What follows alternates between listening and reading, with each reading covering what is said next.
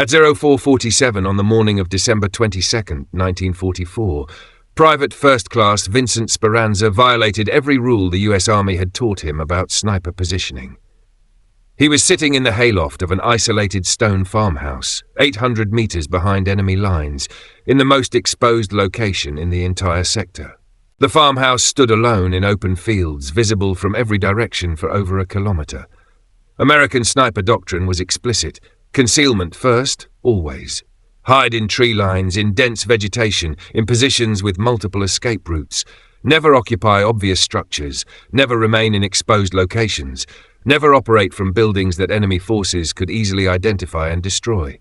Speranza was breaking all three rules simultaneously. 21 years old, a rifleman from Brooklyn, 7 weeks in combat. His rifle was a Springfield M1903A4 with a Weaver 330C scope. He had 84 rounds of 30-06 ammunition in 4 cloth bandoliers, and through the small window of the hayloft, he was watching 2,000 German soldiers from the 2nd Panzer Division moving down both roads that intersected directly in front of his position. The decision to occupy the farmhouse hadn't been tactical. It had been desperate. But what Speranza was about to do next would accidentally create a technique that other American snipers would copy for the rest of the war. A technique the Army would never officially approve. A technique that worked precisely because it violated everything the training manuals said snipers should do. The problem with American sniper doctrine in December 1944 was that it had become predictable. And predictability in warfare is fatal. American sniper training in 1944 followed a standardized curriculum developed in 1942. The training manual FM 2310, Rifle Marksmanship, dedicated 47 pages to sniper employment. The doctrine emphasized 3 core principles: concealment, fields of fire, and escape routes. Every principle made tactical sense. Every principle was taught at Camp Perry, at Fort Benning, at every replacement training center in the United States. German forces had been fighting American snipers for 2.5 years by December 1944. They'd fought them in North Africa, in Italy, in France. They understood the pattern. American snipers hid in tree lines. They occupied concealed positions with good fields of fire and multiple escape routes. They followed the manual, which meant German infantry knew exactly where to look for them. When German columns took sniper fire, their response was standardized and efficient. First, suppress the likely positions with MG-42 machine gun fire. The MG-42 fired at 1,200 rounds per minute. A 3-second burst put 60 rounds into a 10-meter area of tree line. That level of suppression made it nearly impossible for a sniper to remain in position and continue engaging.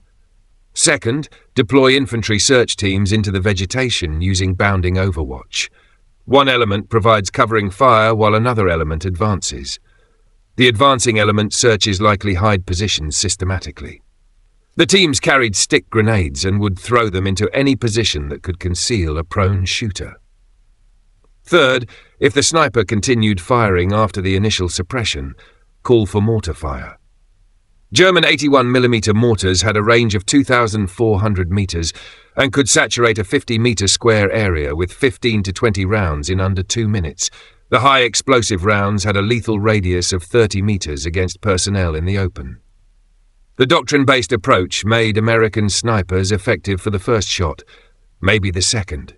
Then they had to displace before German return fire found them. Displacement took time.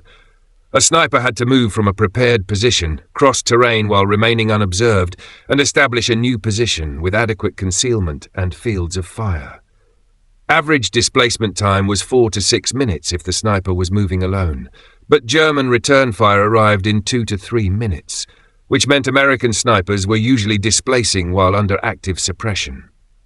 Moving while machine gun rounds tore through the tree line above them. Moving while mortar rounds walked across their last known position. The stress was enormous. The casualty rate reflected it. In the Ardennes sector during November and December 1944, the 28th Infantry Division lost 23 designated marksmen in 4 weeks. Not all killed outright, but wounded badly enough to require evacuation. Shrapnel wounds from near-miss mortar rounds. Gunshot wounds from German return fire during displacement. One sniper was killed when a tree, shredded by MG42 fire, fell on his position. The average time a sniper could operate from a single position before taking effective return fire was 8 minutes. 8 minutes to engage, assess results, and displace before the German response overwhelmed the position. Some snipers got more time if they had particularly good concealment or if the German forces were disorganized.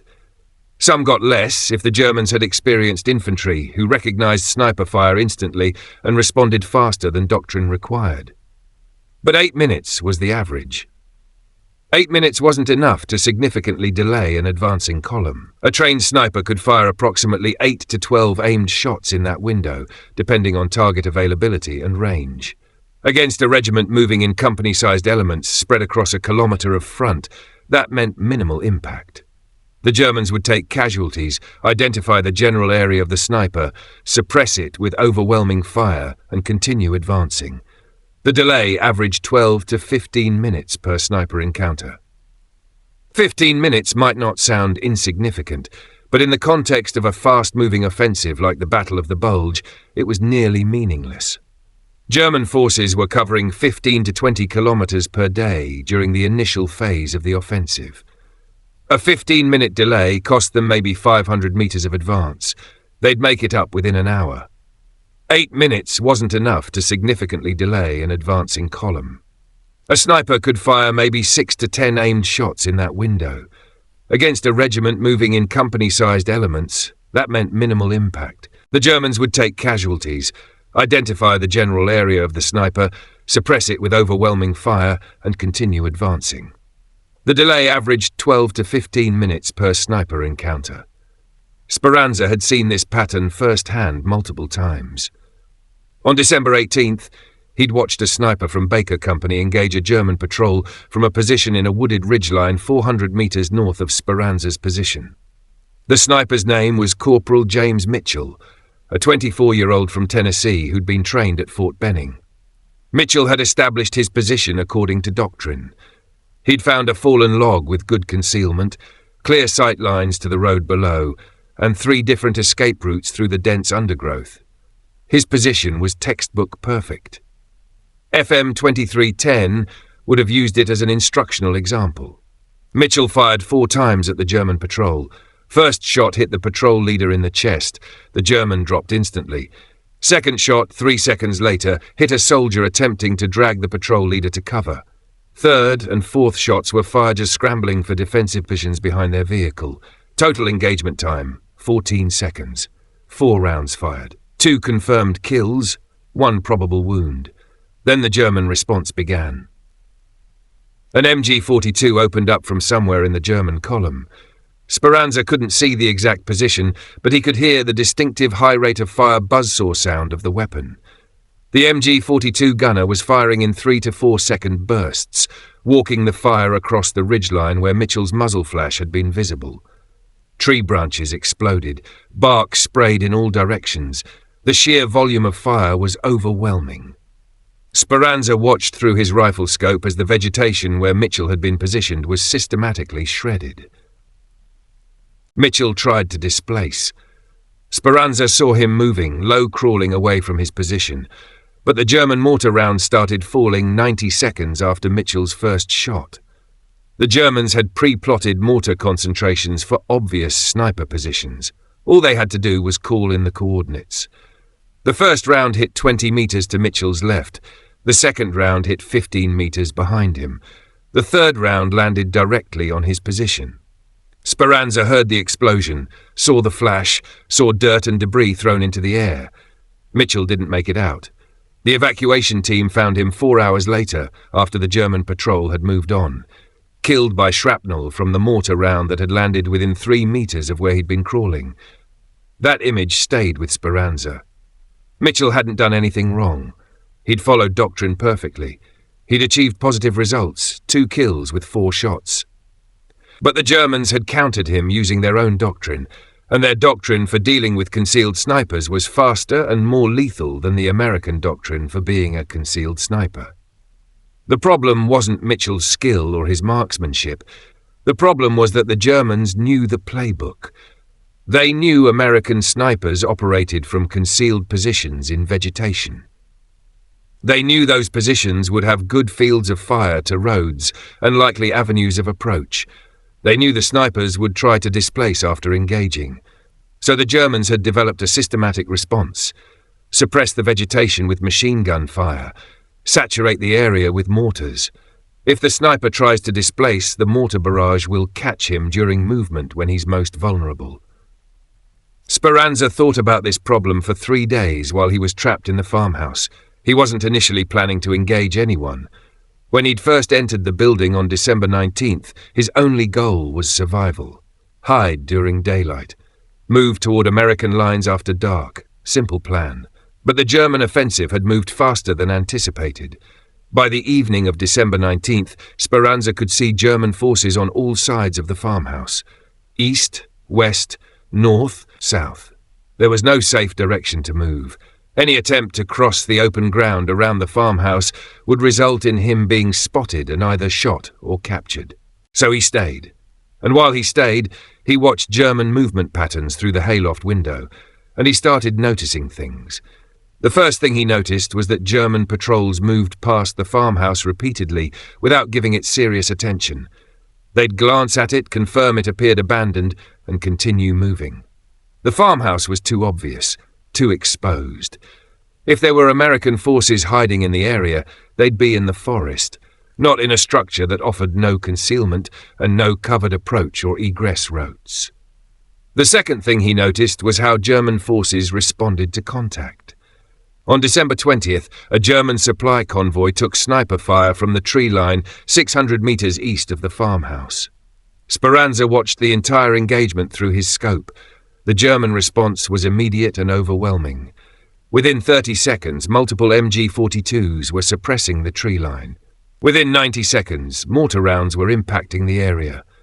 The American sniper fired maybe 3 to 4 shots total before the return fire became so intense that further engagement was impossible. Speranza timed it. From first shot to complete suppression, 2 minutes and 40 seconds. The German machine gunners fired approximately 400 rounds into that tree line. The mortars dropped at least 15 rounds. All that firepower directed at one sniper who might have been moving or might have already displaced. The third thing Speranza noticed was German psychology. When the Germans took fire from a known or expected position, like a tree line or a rocky outcropping, they responded with confidence and aggression. They knew how to deal with that threat. Their doctrine covered it. But when something unexpected happened, when a threat emerged from a direction they hadn't anticipated, their response slowed. They'd pause, assess, try to fit the new information into their existing tactical framework. On December 21st, one of the German convoys stopped near the farmhouse. 47 men setting up a temporary command post. They established security, posted sentries, and conducted a sweep of the surrounding area. 2 soldiers entered the farmhouse, performed a cursory search of the ground floor, and left. They didn't search the hayloft. They didn't even climb the ladder. The building was obviously abandoned and obviously exposed. No tactical value. Their mental map categorized it as cleared and safe. Speranza was 12 feet above them, holding his breath, finger on his rifle's trigger, but they never looked up. Their doctrine told them to search concealed positions, positions where an enemy could hide effectively. An open hayloft with a visible ladder and no cover didn't fit that category. After the German company left on the morning of December 22nd, Speranza sat in the loft and worked through a tactical problem. He could see German columns moving on both roads. Regimental strength, maybe more. They were heading toward Bastogne. Bastogne was critical. Speranza didn't know the strategic details, but he knew that much.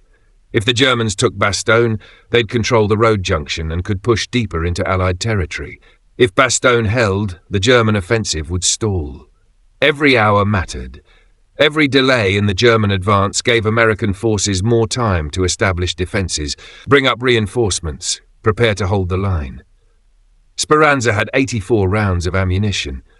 He could engage the German column using standard doctrine. Fire from the loft, displace immediately, try to find a position in the tree line, continue harassing them. He'd probably kill 4 to 6 Germans before return fire forced him to break contact or killed him outright. Or he could try something different, something the Germans wouldn't expect.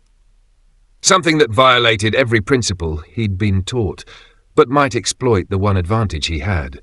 The Germans thought the farmhouse was harmless. The decision to stay in the farmhouse and engage from there wasn't brave. It was calculated. Speranza had spent 3 days watching German patterns. He'd seen how they responded to expected threats versus unexpected ones. He'd seen them dismiss the farmhouse as tactically irrelevant, and he'd realized that their dismissal was his advantage. Speranza tested this hypothesis on the evening of December 21st. A German supply convoy stopped near the farmhouse. Soldiers dismounted, set up a temporary headquarters in the yard. 47 men, officers and enlisted. They established perimeter security. They posted guards. They conducted a standard security sweep of the area. But they didn't search the farmhouse thoroughly. 2 soldiers entered the ground floor, looked around briefly, and left. No one climbed to the hayloft. The building was too obvious. If there were American forces in the area, they'd be in the woods, not sitting in an isolated farmhouse surrounded by open fields. The Germans stayed for 36 hours. During that time, Speranza remained in the loft, watching their patterns. He noticed something important. When the Germans took fire from tree lines, they responded immediately with overwhelming force. But when they passed obvious structures like farmhouses or barns without taking fire, they ignored them. The structures became part of the safe terrain in their mental map. At 03:30 on December 22nd, the German company moved out. Speranza watched them go, then watched a regiment-sized element begin moving down both roads. And he made a decision that would have gotten him court-martialed if a superior officer had been present to witness it. He was going to engage the German column from the farmhouse, not with hit-and-run tactics, not following the doctrine of firing a few shots and displacing. He was going to stay in position and execute a technique he'd been developing in his mind for the past 3 days, a technique based on psychological warfare rather than firepower. The technique required violating 3 specific doctrinal principles. First, operate from an obvious position instead of a concealed one. Second, remain in position instead of displacing after engaging. Third, manipulate timing to create psychological effects rather than maximizing casualties. That last point was critical. Speranza understood that he couldn't stop 2,000 soldiers with 84 bullets, but he might be able to stop them with uncertainty. At 04:47, Speranza selected his first target, a German officer in the lead vehicle of the southern column, range 580 meters. He adjusted for wind, elevation, cold air density. Took a breath, let half out, squeezed the trigger. The Springfield kicked. The officer fell. The column stopped. Here's where Speranza's technique diverged from doctrine. Standard procedure said fire again immediately, engage multiple targets, maximize casualties, while you have the advantage of surprise. Speranza did the opposite. He waited. For 3 minutes he watched the Germans react. They scrambled for cover. They scanned the tree line east of the road. They set up defensive positions oriented toward the woods. Their entire response was based on the assumption that the shot came from a concealed position in the forest. Only after the Germans had committed to that assumption did Speranza fire again. He hit a soldier pointing toward the trees, then waited another 2 minutes, then fired a third shot from the northern window, hitting a target in the other column. The psychological effect was immediate. The Germans weren't taking sustained fire from a known position. They were taking intermittent fire from an unknown position, or possibly multiple unknown positions. The unpredictability created paralysis. Speranza understood the mathematics. If he fired continuously, the Germans would identify his position through muzzle flash and sound triangulation within 20 to 30 seconds. They'd suppress the farmhouse with heavy weapons, and he'd be dead. But if he fired intermittently with irregular timing from different windows, the Germans would spend more time trying to locate him than responding to him. Over the next hour, Speranza developed a pattern. Fire 2 to 3 shots, wait 3 to 5 minutes, fire from a different window, wait again. Sometimes wait 8 to 10 minutes to break the rhythm. Sometimes fire just a single shot to keep the uncertainty high. Each time the Germans started moving forward, Speranza would fire. Not to kill, though he killed 11 in the first 2 hours, but to force them to stop and reassess the threat. By 07, the German columns had been stationary for over 2 hours. Speranza had fired 31 rounds. He'd hit 23 targets. But more importantly, he'd created a situation where 2,000 soldiers were afraid to move forward because they couldn't identify the source of the threat. German officers tried multiple approaches. They sent patrols into the eastern woods, found nothing. They suppressed the tree line with machine gun fire. The sniper fire continued from a different direction. They brought up a Panzer IV tank and shelled the woods. The tank commander opened his hatch to observe. Speranza put a round near the opening, not trying to penetrate the tank, just close enough to make the commander drop back inside. The tank withdrew. What the Germans were experiencing was a breakdown in their threat assessment process. They had protocols for dealing with concealed snipers, but this wasn't a concealed sniper. This was something else. Fire that came from multiple directions. Fire with no pattern. Fire that stopped and started unpredictably. At 09:15, Speranza noticed a shift in German tactics. They were deploying search teams in a grid pattern, moving systematically through the area. Eventually, they'd reached the farmhouse. His technique had bought time, but time was running out. Speranza adapted. He fired at the search teams, then broke a window on the eastern side of the farmhouse and fired 3 shots toward empty forest, creating the illusion of a sniper repositioning. The Germans redirected their search teams eastward. At 11:30, the Germans made their first serious attempt to assault the farmhouse. A squad approached from the west. Speranza let them reach the building, heard them breach the ground floor. Then he fired through the floor, engaging them from above. The survivors retreated, convinced there were multiple shooters inside the structure. The farmhouse was shredded now, bullet holes in every wall. But Speranza was alive, and the German advance was still stalled. By 1400, Speranza had fired 52 rounds. He had 32 left. More importantly, he'd held the German regiment in place for over 9 hours. 9 hours during which American forces at Bastogne were digging in, preparing defences, receiving reinforcements.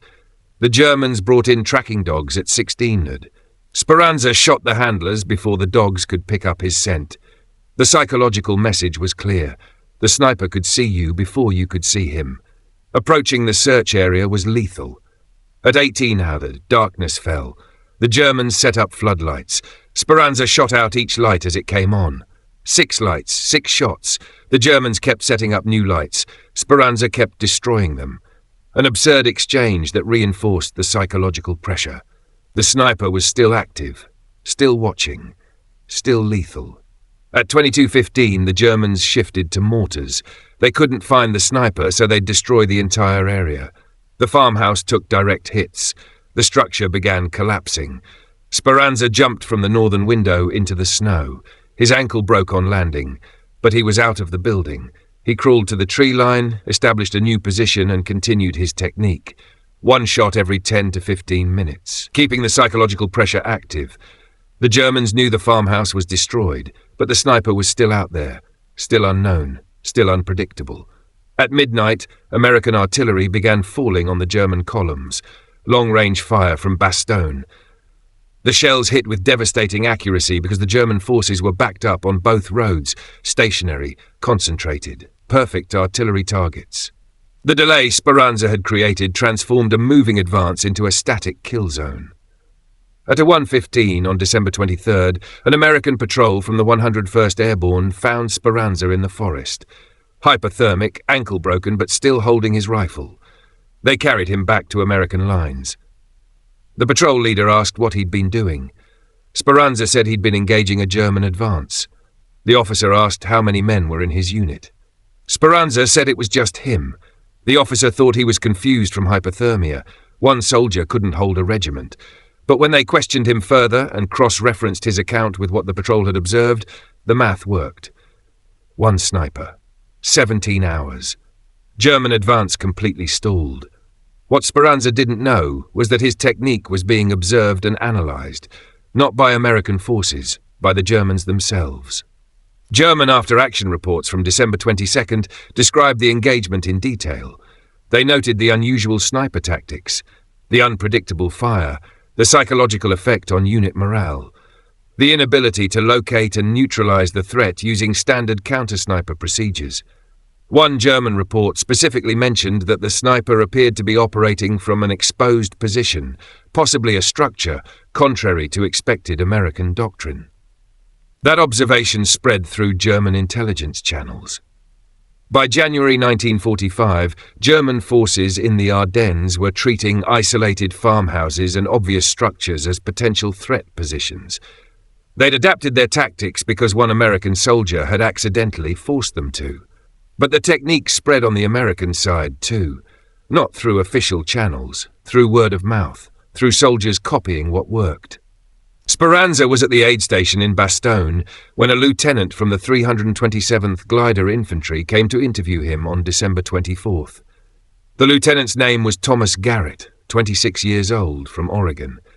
Garrett was a designated marksman who'd been trained at Camp Perry. He'd been operating as a sniper since the 101st Airborne jumped into Normandy on D-Day. Garrett had heard rumors about an American sniper who'd held up an entire German regiment for most of a day. He wanted to know if the rumors were true, and if so, how it had been done. Speranza was sitting on a cot, his ankle in a splint, when Garrett found him. Garrett sat down and asked direct questions. Where had Speranza positioned? What was his firing pattern? How had he avoided counterfire for so long? Speranza explained the technique. He described choosing the farmhouse specifically because it was obvious and therefore overlooked. He explained the timing pattern, fire intermittently with irregular intervals to prevent the Germans from triangulating his position or predicting when the next shot would come. He described how he'd moved between windows to create the illusion of multiple shooters. How he'd fired through the floor when Germans entered the building below him. Garrett took notes. He asked about sight lines from the hayloft, about how Speranza had managed ammunition, which specific rounds he'd used for which types of targets, about the psychological effect he'd observed on German forces. The conversation lasted 40 minutes. At the end, Garrett asked one more question. Did Speranza think the technique would work again, or had it only succeeded because of unique circumstances? Speranza said he thought it would work anywhere the Germans had learned to expect American snipers in conventional positions. The technique exploited their expectations. As long as those expectations existed, the technique would create surprise, and surprise created hesitation. Hesitation created delay. Garrett left the aid station with a plan. 3 days later, on December 27th, he put it into action near the village of Champs. German forces were advancing on Champs from the southeast. Garrett's unit, Baker Company of the 327th, had orders to hold the village. But Baker Company was under strength, only 67 men after losses during the siege of Bastogne. Against a German force estimated at 200 to 300, the odds weren't favourable. Garrett looked at the terrain around Champs. There was a barn, isolated in a field 400 metres south of the village. The barn had a hayloft with windows facing 3 directions.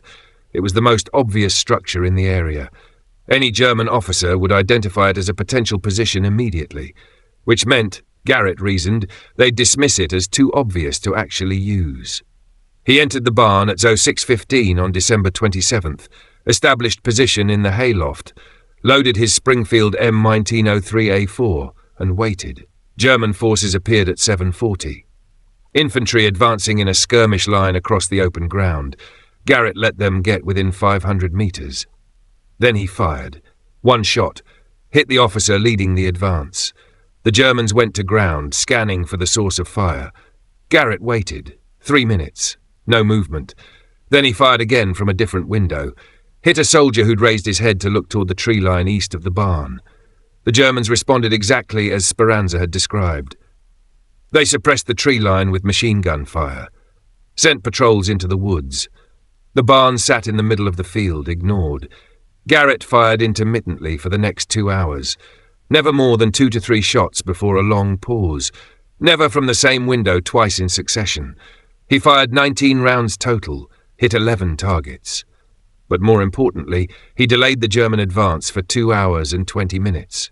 By the time the Germans identified the barn as his position and began shelling it with mortars, American reinforcements had arrived in Champs. When Garrett withdrew from the barn, crawling out through a drainage ditch while German shells destroyed the structure, Baker Company had enough strength to hold the village. Garrett's after-action report mentioned the technique. He didn't call it Speranza's technique or give it a specific name. He just described it. Occupied obvious position, barn, to exploit enemy expectations. Employed irregular fire pattern to prevent position identification. Achieved 2+ hour delay against superior force. The report circulated through the 101st Airborne. Other designated marksmen read it. Some of them tried similar approaches in subsequent engagements. On January 3, 1945, Sergeant Raymond Foster used the technique near Borsee. German forces were advancing down a road, flanked by dense forest. Doctrine said, "Position yourself in the forest." Foster positioned himself in an abandoned stone mill that sat next to the road. The mill was completely exposed, visible from every direction. Foster fired 23 rounds over 3 hours. The Germans knew someone was shooting at them. They suppressed the forest on both sides of the road. They sent patrols into the trees. They mortared likely hide positions. But they didn't seriously consider the mill until Foster had already withdrawn. Foster's engagement delayed the German advance by approximately 90 minutes. His after-action report mentioned positioning in an unconventional location that enemy forces initially overlooked. On January 12th, Corporal David Chen used the technique near Foy. Positioned himself in a church steeple, the tallest structure in the area and therefore the most obvious. Germans advancing on Foy took sniper fire from the church for over an hour before they redirected their response toward the structure. Chen withdrew before the Germans could assault the church. His delay, 75 minutes. On January 18th, Private First Class Michael O'Brien used it near Noville, positioned in a farmhouse similar to Speranza's. Engaged German forces with irregular fire for 2.5 hours. Delay, approximately 140 minutes before Germans identified and destroyed his position. By late January 1945, at least 9 snipers in the 101st Airborne were using variations of the technique. They didn't coordinate. They didn't receive official instructions. They just copied an approach that worked. The pattern was consistent across all implementations. Occupy an obvious position that enemies would initially dismiss. Use irregular fire to prevent position identification. Create psychological pressure through unpredictability. Withdraw when the position was compromised or when the mission was accomplished. The casualty rate among snipers using this approach was notably lower than among those using conventional doctrine. Between January 1st and February 15th, 1945, the 101st Airborne lost 3 designated marksmen killed in action. All 3 had been operating from conventional concealed positions when they were killed. 0 casualties among the 9 snipers using obvious position tactics during that same period. The survival rate difference wasn't coincidental. Snipers in concealed positions were being engaged by German forces who knew how to find and kill concealed snipers. Snipers in obvious positions were operating inside the Germans' tactical blind spot, the space between potential threat and too obvious to be a real threat. More importantly, the average engagement time increased dramatically. Snipers using conventional positions averaged 8 to 12 minutes of effective fire before German counterfire forced them to displace. Snipers using obvious positions averaged 45 to 90 minutes before Germans identified their location. That time difference was tactically significant. 90 minutes of effective sniper fire could delay an advancing company by 2 to 3 hours once indirect fire support and maneuver elements adjusted to the threat. Those hours mattered when American forces were establishing defensive positions, evacuating wounded, or waiting for reinforcements. The technique didn't work everywhere. It required specific conditions. The enemy had to have established expectations about where threats would come from. The obvious position had to be genuinely dismissible. If Germans knew American forces were in an area, they'd search everything, including obvious structures. And the sniper had to have the discipline to fire intermittently rather than continuously, which went against every instinct when targets were available. But when those conditions existed, the technique was devastatingly effective. It flipped the tactical equation. Instead of the sniper adapting to enemy counter-sniper doctrine, the enemy had to adapt to doctrine-violating sniper behavior. German forces did adapt. By February 1945, German tactical guidance in the Ardennes sector began including warnings about American snipers operating from structures previously assessed as tactically negligible. Units were instructed to treat all buildings as potential threats regardless of their exposure or apparent tactical value. That adaptation took time to implement. Weeks. During those weeks, American snipers using Speranza's technique continued operating inside the Germans' tactical blind spot. Only when German doctrine caught up with American innovation did the advantage disappear. Which is exactly how tactical innovation works. One side develops a new approach. It works until the other side figures out how to counter it. Then someone develops a new approach and the cycle repeats. The technique spread beyond the 101st Airborne. Snipers in other units heard about it through informal channels. A lieutenant who'd served with the 101st got transferred to the 82nd Airborne. He told snipers in his new unit about obvious position tactics. They tried it. It worked. Word spread further. By March 1945, American snipers in at least 7 divisions were using variations of the approach. The 17th Airborne, the 87th Infantry Division, the 4th Armoured Division. Each unit developed its own modifications based on local conditions and enemy patterns. The 17th Airborne snipers in Germany began using ruined buildings in urban areas. Structures that looked too damaged to be useful tactical positions. They'd occupy upper floors of partially collapsed buildings and engage German forces from positions the Germans had categorized as destroyed and non-functional. The 87th Infantry Division used the technique in forested areas differently.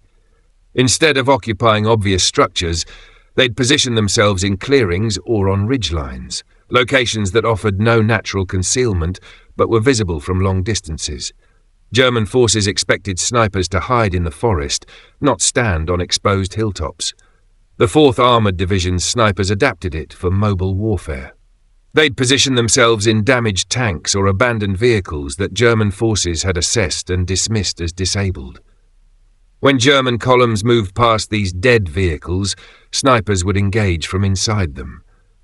The US Army never officially approved the technique. It remained unauthorized throughout the war and after. Sniper instructors at Fort Benning continued teaching concealment-first doctrine through 1945 and beyond. The field manual FM 23-10 wasn't revised to include obvious position tactics. No training curriculum incorporated the lessons that field snipers had learned in the Ardennes. The official position remained unchanged. Snipers should seek concealment, establish positions with covered approaches and exits, and displace immediately after engaging to avoid counter-fire. The resistance to doctrinal change wasn't arbitrary. It was based on legitimate concerns. Obvious positions worked when enemies had established expectations. But against an enemy who didn't have those expectations or who adapted quickly, obvious positions became death traps. The technique required specific conditions and sophisticated judgment about when to employ it. Army doctrine writers preferred standardized approaches that worked consistently across different scenarios. The concealment-first doctrine worked against any enemy in any terrain. It might not be optimal in every situation, but it was reliable.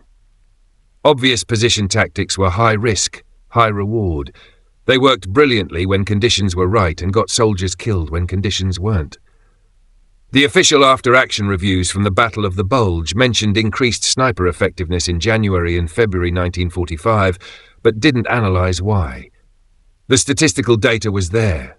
Longer engagement times, lower casualty rates, greater delays imposed on enemy advances. But the data wasn't connected to tactical innovation happening in the field. A staff officer at V Corps headquarters noticed the pattern in March 1945. He was reviewing casualty reports and after-action summaries from multiple divisions. He observed that designated marksmen were surviving longer and achieving better results in early 1945 compared to late 1944.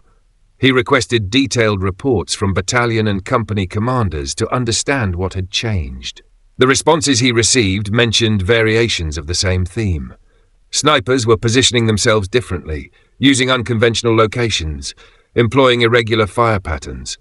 Several reports specifically mentioned occupying tactically exposed structures or obvious positions that enemy forces initially dismissed. The staff officer compiled this information into a report titled Sniper Employment Innovation in the Ardennes Campaign. The report documented the obvious position technique, described how it had spread through informal channels, and presented statistical evidence of its effectiveness. The report was forwarded to the infantry board at Fort Benning in May 1945. The board's response was cautious. They acknowledged the technique had produced positive results under specific circumstances.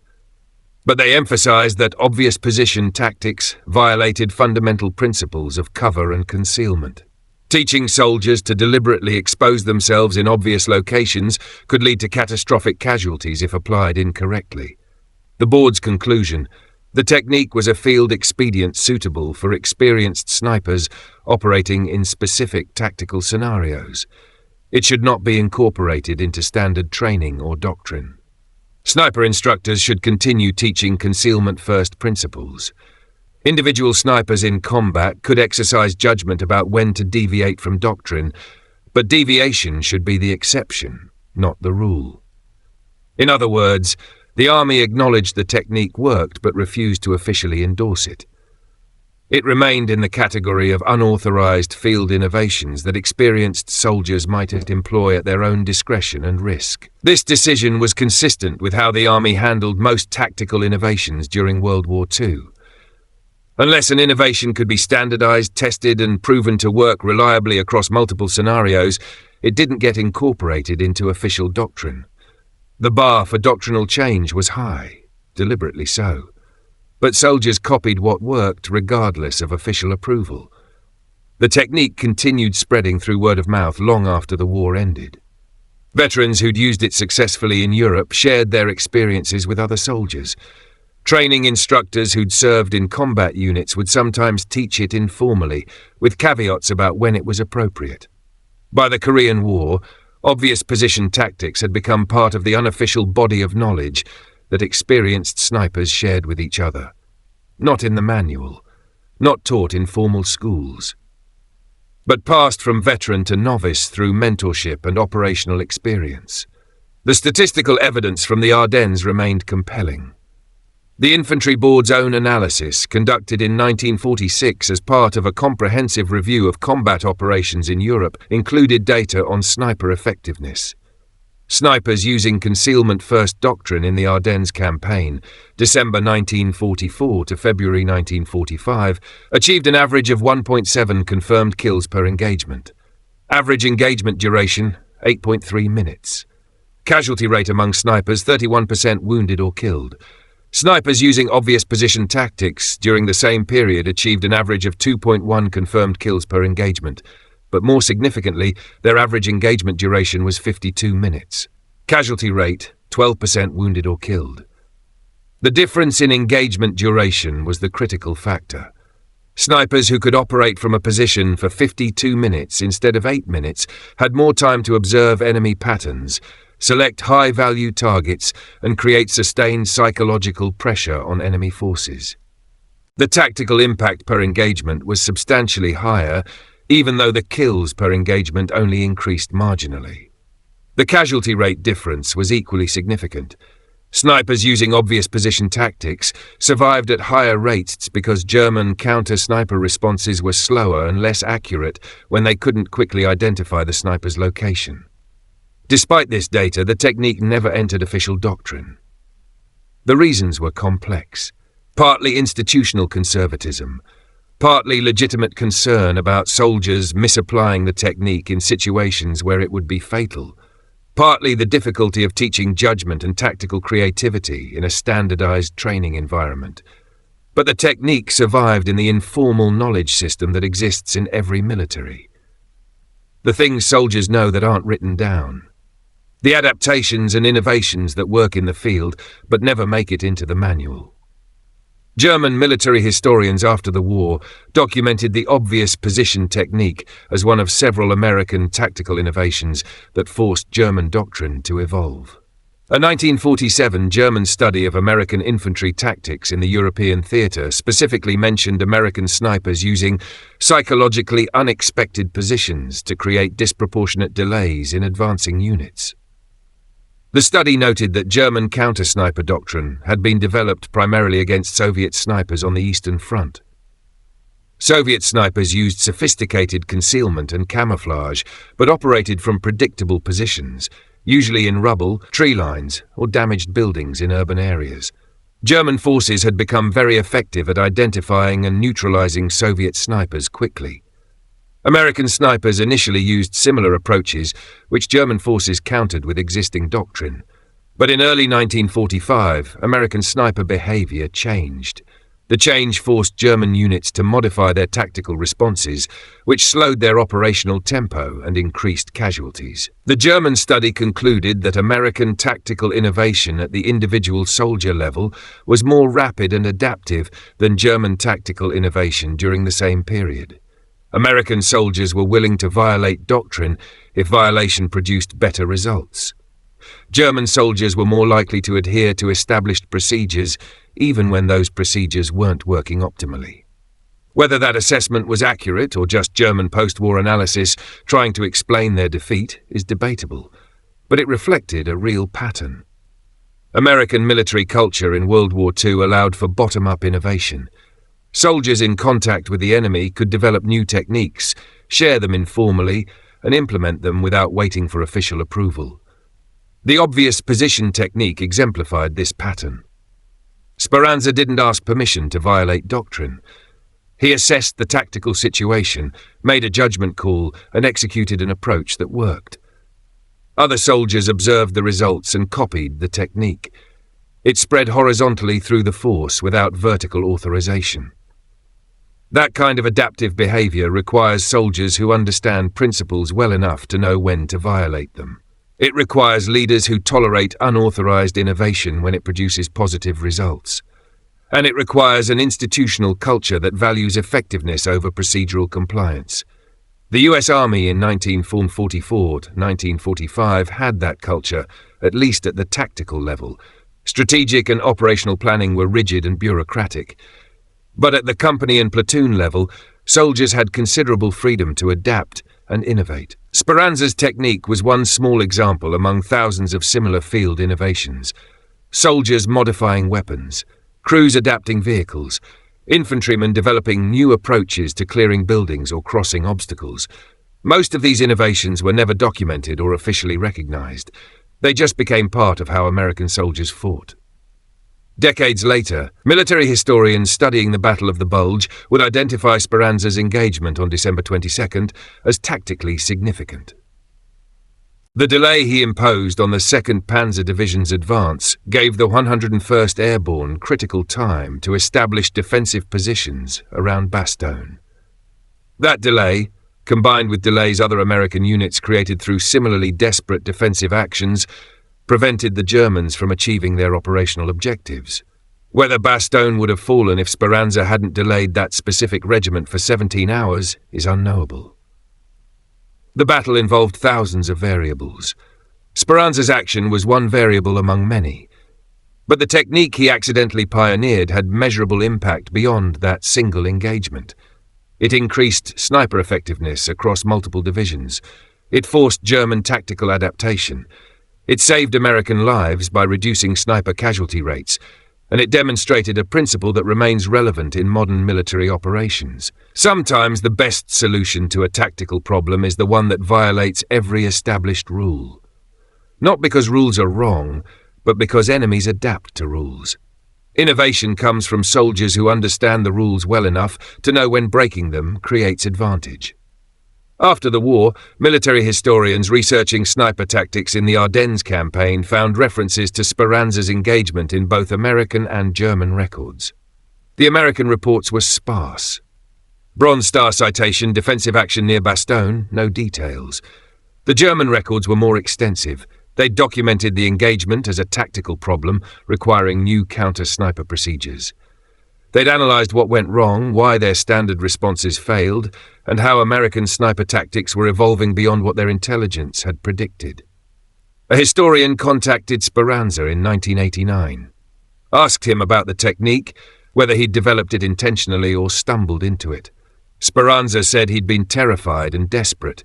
He knew the doctrine said hide in tree lines, but he was in a farmhouse and too injured to move. So he'd done the only thing he could think of: stay put and shoot intermittently so the Germans wouldn't pinpoint his location. The historian asked if he knew other snipers had copied his approach. Speranza said he'd heard rumours after the war, but never confirmed them. The historian showed him German tactical reports from 1945 describing new protocols for clearing obvious structures. Reports that wouldn't exist if Speranza hadn't forced them to adapt. That's the story of the sniper who broke every doctrine rule and accidentally created a technique that spread through an army without ever being officially approved. One soldier, one unauthorized tactical innovation, and the understanding that sometimes the best solution to a problem is the one that violates every established procedure. Because doctrine is written based on what worked before. Innovation comes from soldiers who face problems the doctrine doesn't solve and find new answers in the field. If this story moved you the way it moved us, do me a favour. Hit that like button. Every single like tells YouTube to show this story to more people. Hit subscribe and turn on notifications. We're rescuing forgotten stories from dusty archives every single day. Stories about soldiers who change warfare through unauthorized innovation and tactical creativity. Real people, real impact. Drop a comment right now and tell us where you're watching from. Are you watching from the United States, United Kingdom, Canada, Australia? Our community stretches across the entire world. You're not just a viewer. You're part of keeping these memories alive. Tell us your location. Tell us if someone in your family served. Just let us know you're here. Thank you for watching, and thank you for making sure Vincent Speranza doesn't disappear into silence. These soldiers changed how wars were fought, and you're helping make sure their innovations aren't forgotten.